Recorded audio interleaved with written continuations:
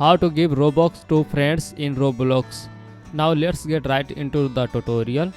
The most common way to send Roblox is by purchasing a friend's game pass or shorts. Here is how ask your friends to create a game pass or shorts. Your friends need to log into their Roblox account, view a web browser in your mobile or desktop. Further purchase the item, open the Roblox app on your mobile device and search for your friend's profile and view their creation. Find the game linked to their game pass or their avatar. Shop listing for the short. Purchase the items using Roblox.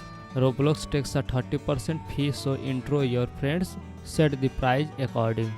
You can also give Roblox with view a Roblox gift card. The steps to use a Roblox gift card are purchase a Roblox gift card from an authorized retailer or online, then share the gift card code with your friends, view a chat or email. Your friends can now redeem the cards for Robux on their account. So this is how you can give Roblox to friends. If you find this tutorial helpful, please give it a thumbs up, subscribe to our channel for more tutorials. Thanks for watching. I will see you in the next video.